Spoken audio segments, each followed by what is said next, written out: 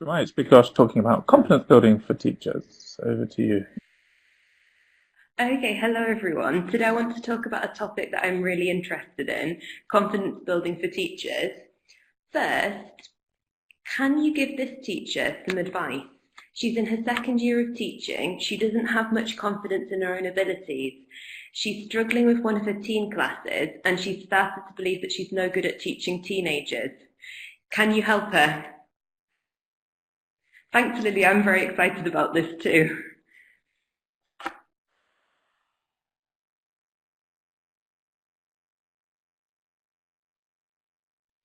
Hello. Sean, what are you saying? Give up? No, absolutely not.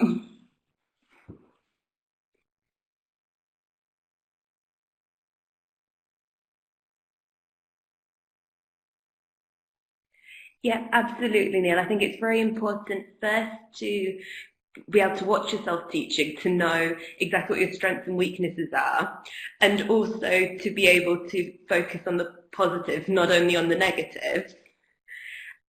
Yep. Again, I agree with you, Lisa. I think that's really interesting because I think that often more experienced and teachers sometimes just come across as very confident, and newer teachers can think that actually those more experienced teachers were born knowing how to do everything. And I think it's really good when more experienced teachers share stories of the difficulties they've had. And yet, Lily, I absolutely agree with you. I think it's really good to have a third party opinion. For instance, I recently videoed myself teaching a YL class that I've been having some difficulties with. And I watched the video and I thought, oh no, this bit didn't quite work. Okay, this bit was good. I didn't like this bit. But then when I watched it with one of my colleagues, he actually said that all of those things happen in his lessons as well. And that was really reassuring for me.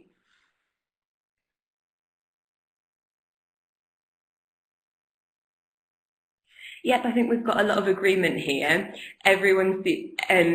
Most people are saying that filming yourself is good to get a clear picture, and hearing about other people's successes and failures is really useful. Well, let me tell you something. This teacher was me a year ago.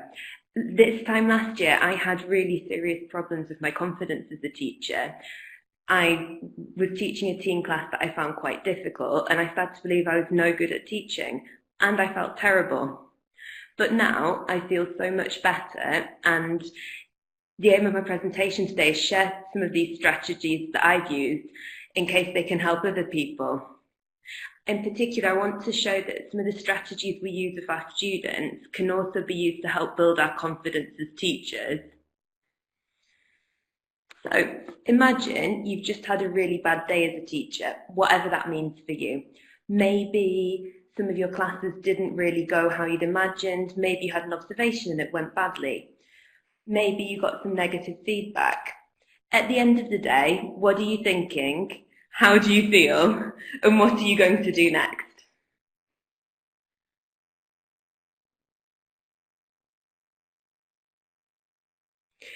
Neil, I think that's an excellent idea. Drink beer. Rachel, eat ice cream. Absolutely. I'm in Poland, so we always have good vodka here. That's very useful.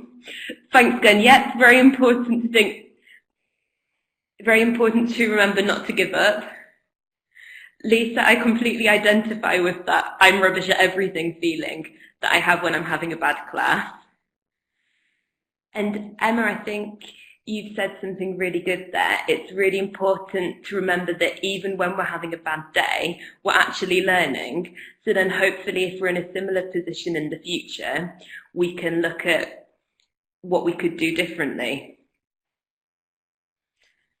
So yeah, I think I identify so much with all of those statements.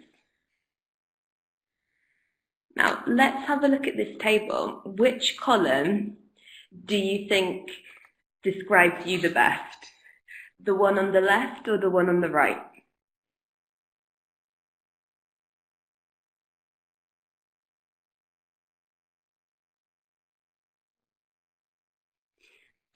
Very good, Glenn.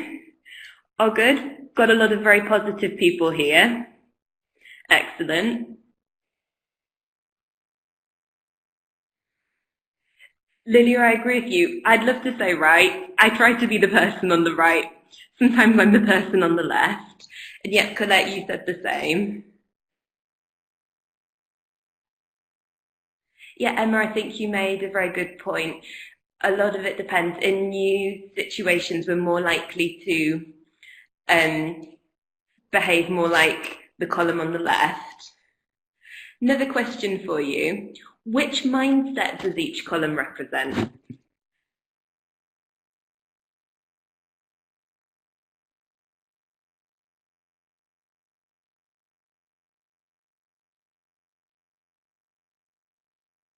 Yep, Rachel, you're absolutely right. The right one is growth mindset, which means that the left one is therefore fixed mindset. How does this help us as teachers? I think this is very inspiring because instead of seeing our potential as fixed and therefore effort is pointless, we can see learning as a process which we can influence through our own activities. So instead of saying, I can't do it, we can say, I can't do it yet. And this word yet is very powerful. Carol Dweck, the woman who popularized growth mindset theory, in her TED talk, she talks about a high school in Chicago which decided to, instead of giving failing grades, give the students the grade not yet, and they found that this had a transformational effect on students' motivation and confidence because just the words yet or not yet gave the kids greater confidence and helped build a path into the future. And we can use this word yet to flip our mental switch in the same way that we can give feedback to our students using the word yet. We can think of our development in that way. Has anyone ever said, my classroom management is terrible? I know I certainly have.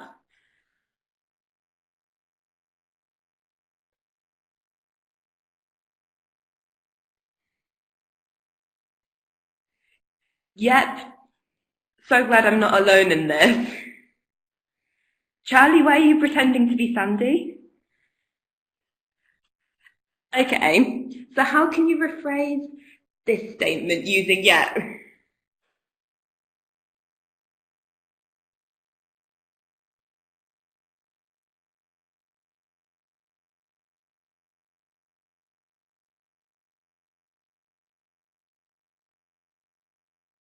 Yep, my classroom management is a work in progress. Yep, I'm not very good at classroom management yet.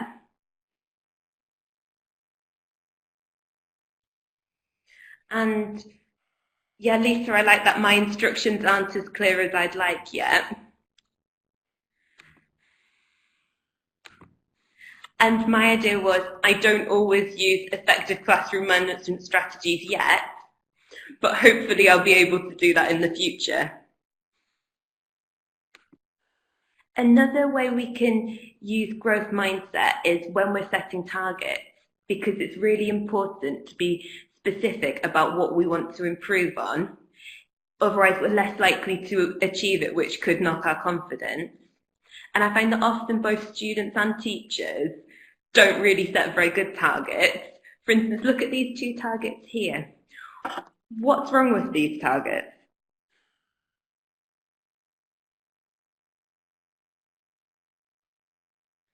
Yet, they're vague, they're not specific, they're very general.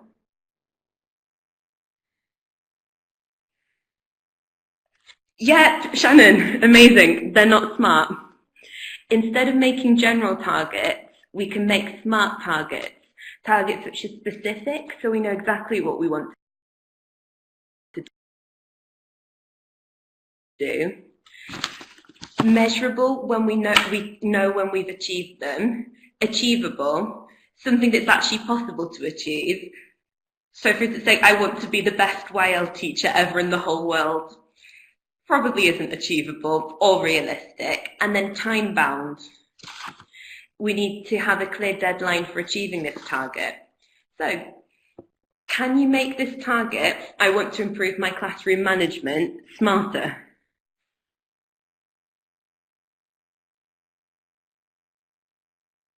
How could we change it?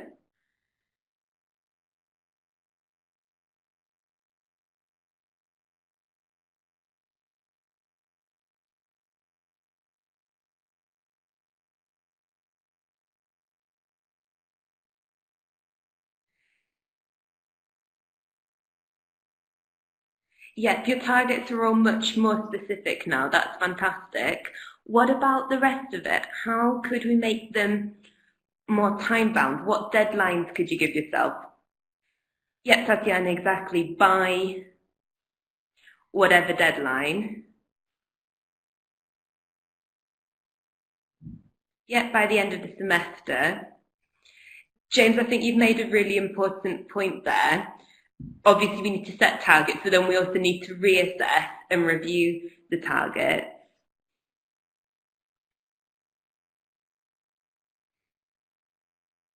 And yeah, my smarter target was I will use one new classroom management strategy with my YL class every week until the end of term and reflect on how well they worked in a journal.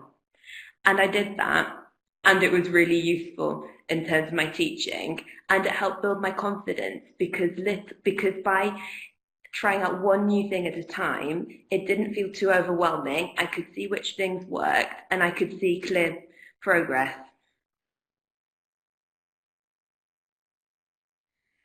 Okay, so now, using all the things we've talked about in this webinar,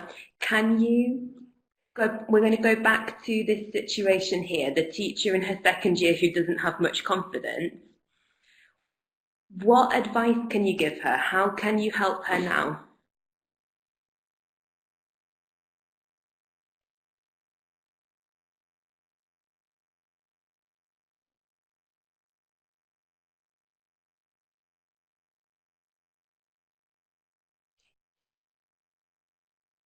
Yeah, Lilia, I really like that. That's much more specific now. 5 things you love and 3 things you'd love to improve. And I really like how you've tried to emphasize the positives there by noticing more good things than negative things. Yep, Emma, I absolutely agree with you. Focusing on one thing at a time is very important.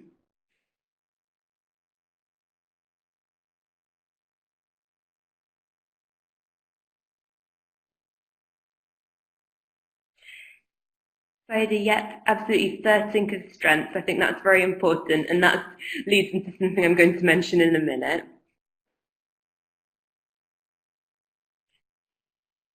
Yep, these are all really good, really specific, smart targets. I like it.